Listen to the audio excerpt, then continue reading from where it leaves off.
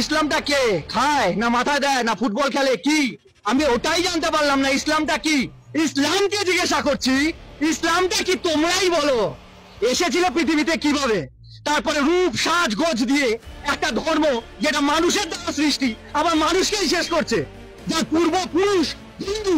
আমরা ইসলাম মুক্ত ভারতবর্ষ করতে চাই। আমাদের আজকে ইসলাম মুক্ত ভারত আমাদের দরকার। ইসলাম মুক্ত না করলে আমাদের মা বোনদের বাঁচানো যাবে না, সনাতনী ভাই বোনদের বাঁচানো যাবে না, মঠ মন্দির বাঁচানো যাবে না, দেবতার পুজো করতে পারবো না। আর এ তো সামান্য ব্যাপার।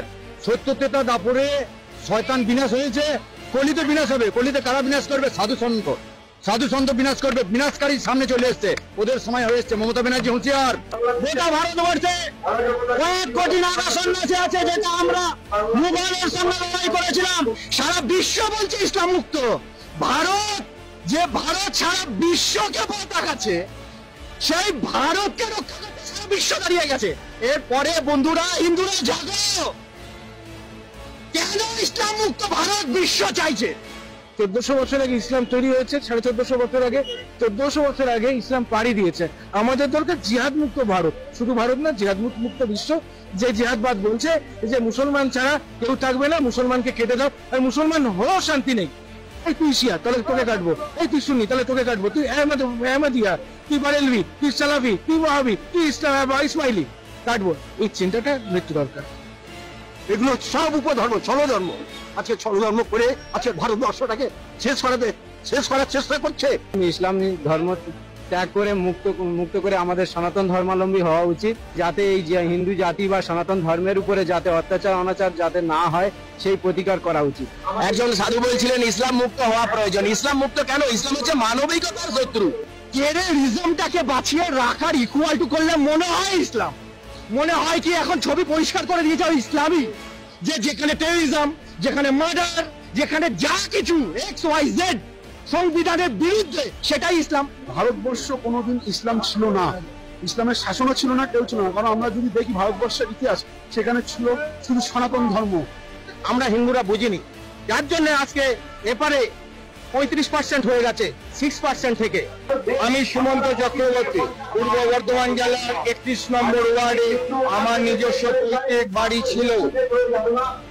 আজ আমি 2018 সাল থেকে সেই পৈতৃক বাড়ি থেকে জেহাদি মুসলমানদের অত্যাচারে এক প্রকার তাদের ফতোয়ার জন্য সেই নিজস্ব পৈতৃক বাড়িতে 2018 সাল থেকে ঢুকতে পারছি না। আজকে যে হিন্দু সনাতন ধর্মটা কোথায় যাবে? আজকের হিন্দু সনাতন ধর্ম কোথায় যে দাঁড়াবে? ইসলাম বলে কোনো কথা ধর্ম ছিল না।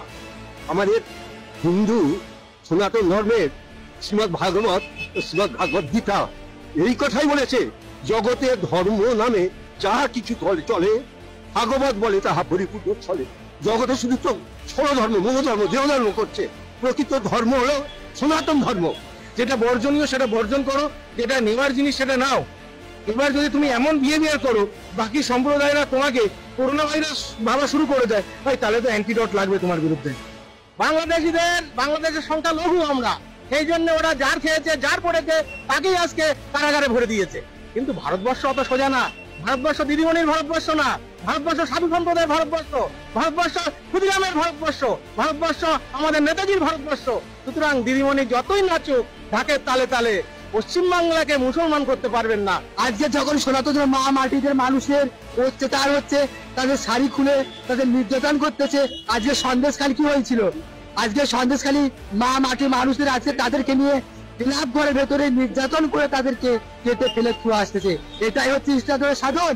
আর ওয়েস্ট বেঙ্গলে আমি জোর গলায় বলছি, এই মুখ্যমন্ত্রী মমতা ব্যানার্জি, তিনি হচ্ছেন এর পূর্ণ মদত দিচ্ছেন।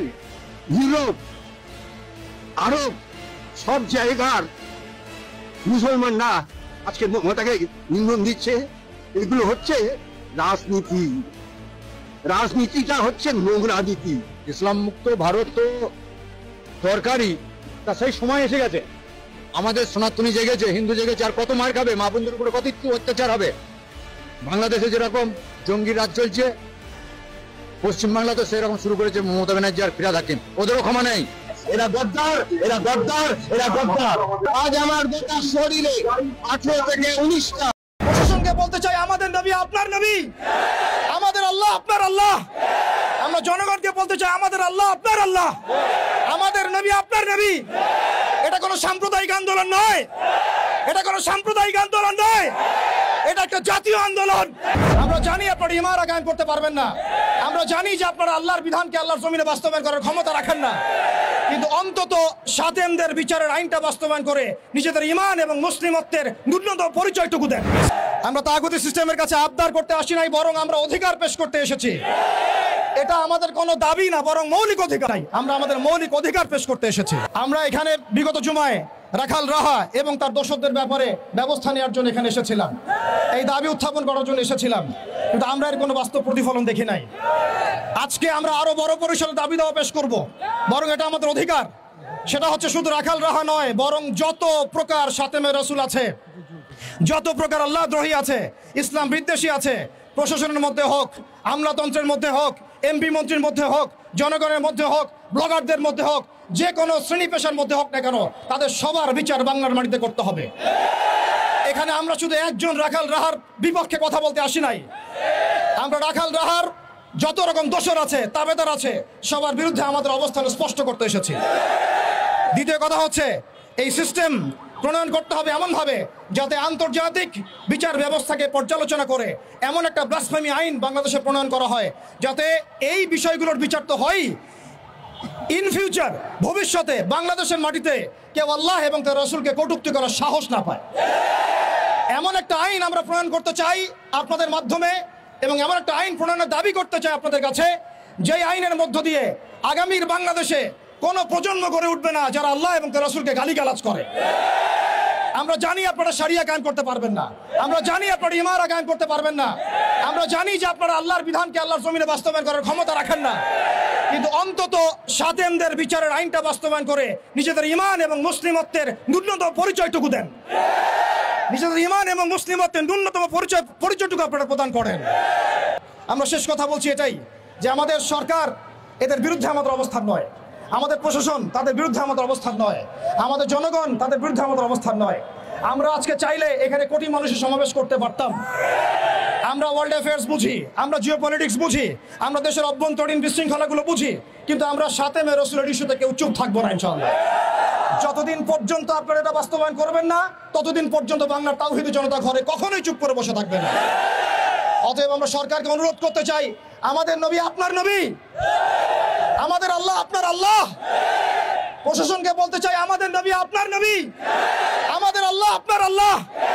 আমরা জনগণকে বলতে চাই আমাদের আল্লাহ আপনার আল্লাহ, আমাদের নবী আপনার নবী।